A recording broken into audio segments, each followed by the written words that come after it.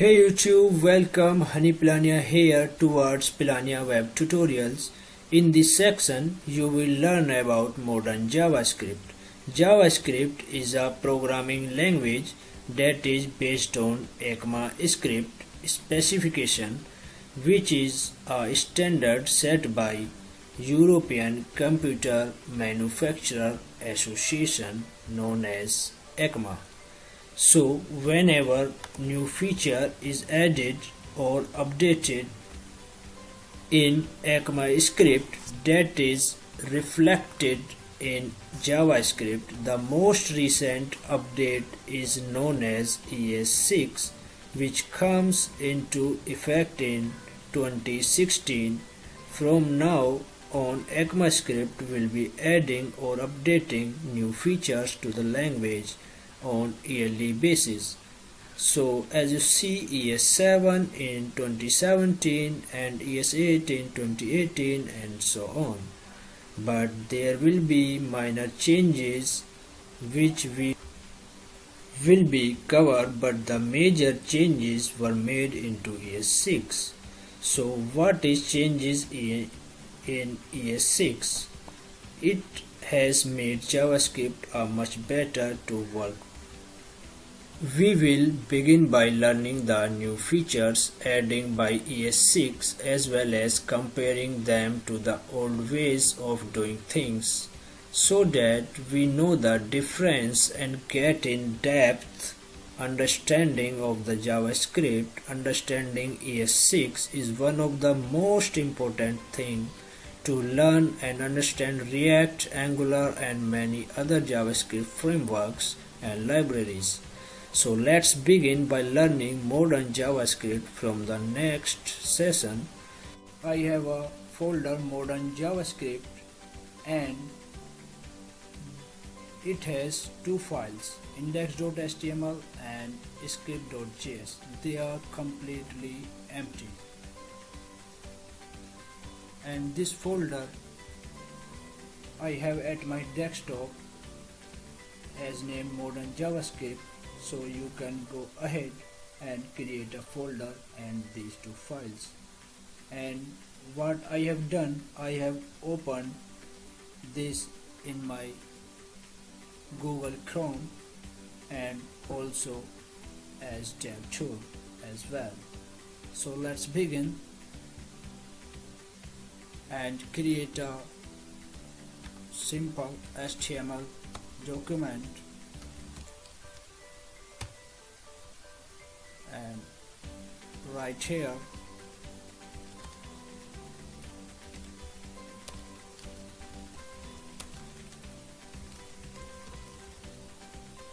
and in body section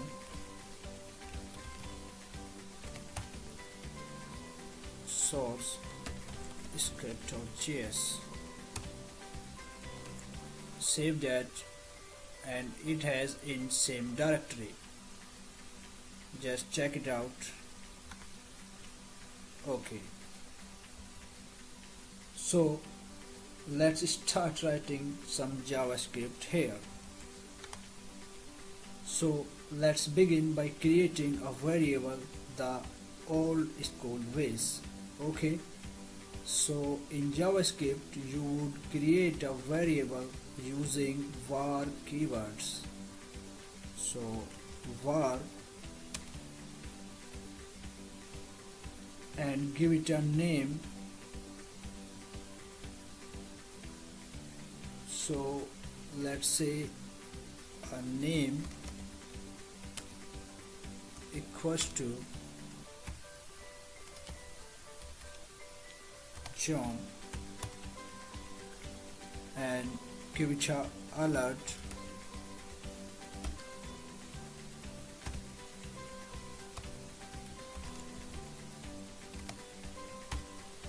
and save it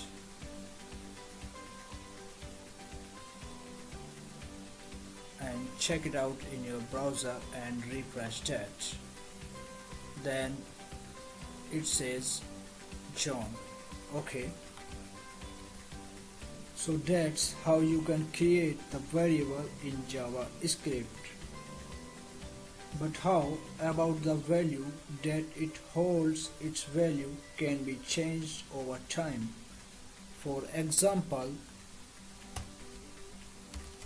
name equals to Smith, and save that and refresh your browser, then you can see Smith. So that's how you can create variable in JavaScript. Now in JavaScript, variable can hold many different kind of data. That can hold strings, they can hold integer types, they can hold even the functions as their values, they can hold objects, arrays, all sort of values they can hold. With Es6 there are two more ways in Es6. So why did we need another method to create a variable when we had this one? So let me show you. If I want to create a variable with the name will not change over time, in this case how would you create a variable? Before we had only this option, but now we have another option called const. So let's create a variable that value cannot change. Okay, so let's begin. In fact, we modify this one. Const name equals to John, and save this, and this should not work. So let's see what sort of array we get in the browser. Open browser and refresh that. So we have uncaused type error assignment to constant variable. Okay, so you see we cannot assign the different values to constant. Okay, so that's the whole point. In a situation like that where you know a certain variables whose value will not change over time, so in such situation you can use const to create variables. Okay, if I delete this one and save that and go to the browser and refresh that, now it's work. Okay, so this is one way of creating variable using const in Es6. In this video we learn one more method of creating a variable. This is using let. So why would we use let? Let me show you. For example, let's say we have if statement. If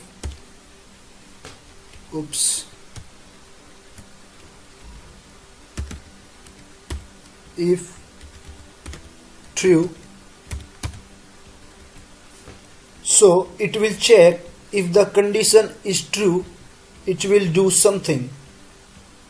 Okay, so if the condition is true, we will create a variable var name equals to, and give it a value like John.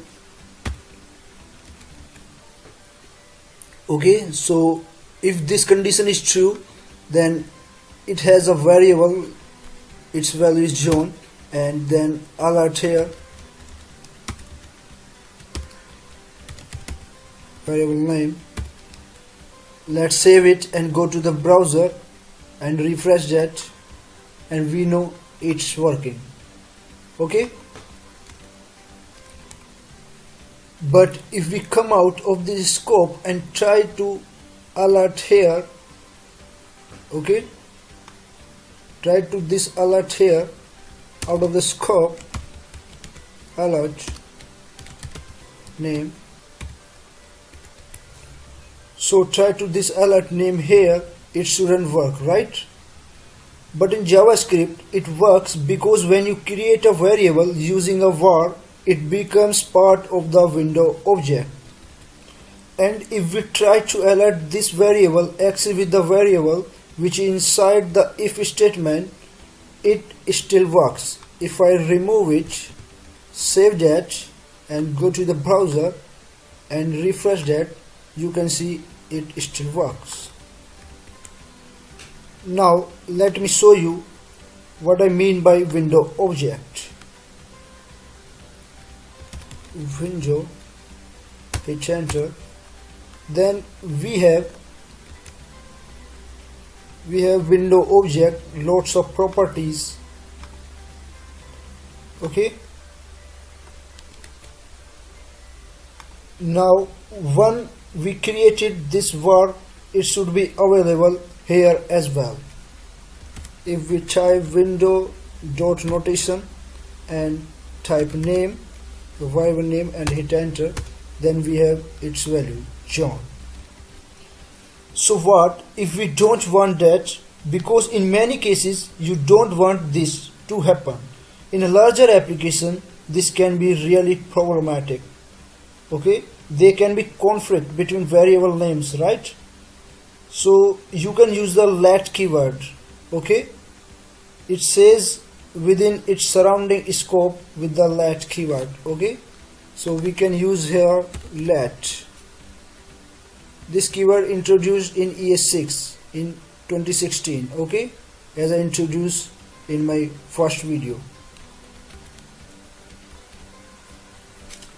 So if we use let and we will try to access the variable created with let outside of the scope here, let's see what we get. Okay, save that, go to browser and refresh. Oops, something. Okay, if we refresh that, it has nothing. And if I try also in my console window dot name and hit enter, it also has empty value. Okay, because it is not being a part of the window object, or it is not hosted on top. Okay, it is still remain in the scope, so that's the benefit of using let. Okay, now if I try to alert from within the scope, it obviously work. Okay, and put it here, save, go to browser, refresh that. Now it still works. Okay, and we can change just like which contains the value of this variable over time using var keyword. Now we can do the same thing let as well. For example, we change value name equals to, suppose that Smith, and save that, go to the browser and refresh it, then it still work. Our value is changed. Okay, and so it is recommended to use let instead of var. It has some characteristics. The benefit is it doesn't get hosted on the top and become part of window object, so you can avoid the unexpected result in an application. In this video you will learn about template strings. Okay, so template strings are a better alternative to string concatenations. So I want to show you by an example here. So let me take a couple of variables here. So we use let for creating a variable. Let first name equals to John. Let last name equals to Joe, and create another variable let is equals to. At this time what we are going to put the prompt the user to input the age. Okay, so prompt and type here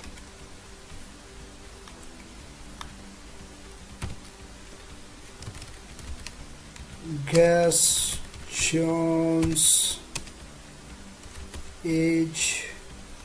Okay, so now we have three variables: first name, last name, and age as prompt to get users input for age. Okay, so how would we construct this sentence? The old way, let's construct the statement in a variable and let's give it a name. Suppose that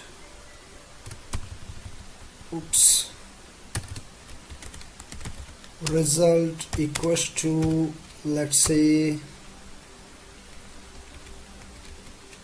actually we use let result equals to first name and then plus sign and space and again plus sign, last name again plus sign, space again plus sign, and is again plus sign, years old. Actually this is our old way in JavaScript, but luckily we have new way. Okay, but this is how would normally do, right? So we have an alert here. Okay, so we give a alert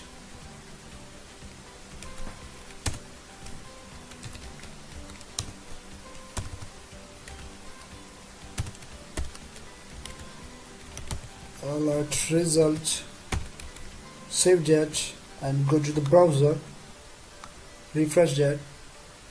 So let guess Jones is, suppose that 23. Okay, then we have John Joe 23 years old. Okay, so this is how we can concatenate the strings. Now let's try using the template strings. So again create the same variable. Now this time we will create template strings. Okay, we will use template strings. Okay, now the first thing you need to do is use backticks. Okay, I will tell you about backtick. Delete this var, not var, let result equals to backticks. Okay, so this backtick are on your keyboard on the top left corner right below the escape key. Okay, or ESC key. So within backtick we can write whatever we like. Okay, and there is one more rule to write inside backtick. If you want to put dynamic data like variables, then you use the $sign and curly braces, $sign and curly braces, and put inside the variable name fname and give the space. Now we don't need to worry about plus sign and space, all that. We can simply have a space and then $sign and curly braces and last name. Okay, and then again space and $sign curly braces, age, space, years old. Save that. Okay, so just like writing plain English, how good is that? And this become very useful when you are making API calls. Okay, so this is very cool method. Okay, then save that and go to the browser, refresh that. Suppose that we give input 23. Okay, it has some. Okay, we forgot to give alert result. Save that and go to browser, refresh that, give input like 23 and we get result here, John 23 years old. Okay, so it's all about this is how you create template strings. Okay, this is lesson about default parameter. So with Es6 we have this ability to pass default parameters, for example, to your function arguments. Okay, so let's begin by creating a single function and we will go from there. Okay, so function, let's call its name welcome,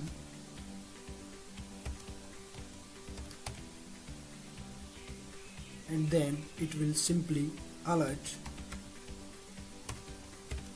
and I'm going to use template string, so use to backticks. Now within this backtick I expected, for example, this function expects the user and message. Okay, so let's give these arguments user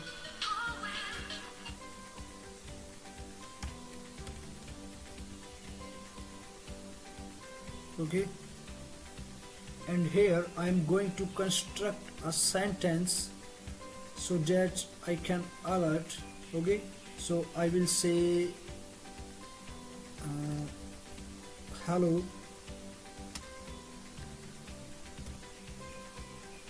user, and I'm going to here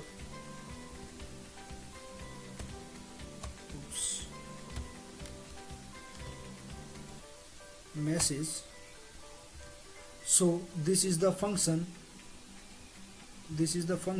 which expects two arguments, user and message. Okay, so let's invoke this function welcome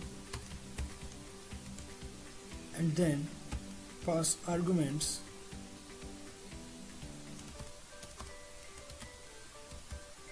John,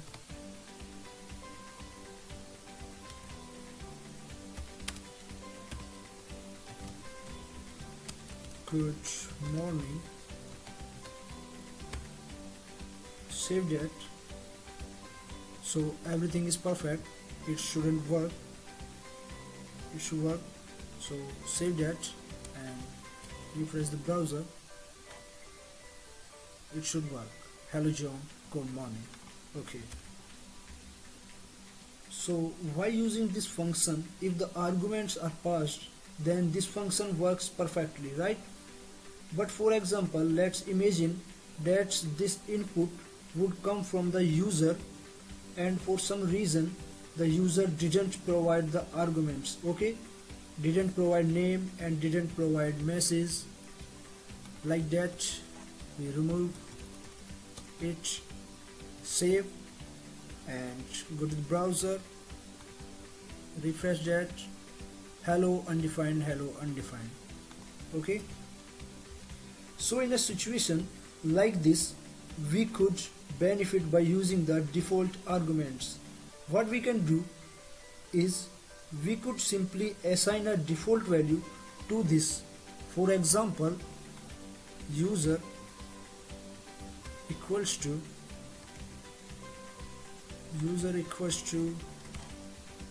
mystery person and message equals to good day. Okay, save that. So in this case, even though there are no arguments past this function, as you see, okay, and this function will not break and it is still function with default value. So this is much better than undefined, right? So save that and refresh the browser. Hello mystery person, good day. Okay, so obvious we can more creative, but that's not the point. The point is to understand about default parameters or arguments when you are creating a function. Okay, so this is pretty awesome. I hope you like it. So thanks for watching and don't forget to subscribe.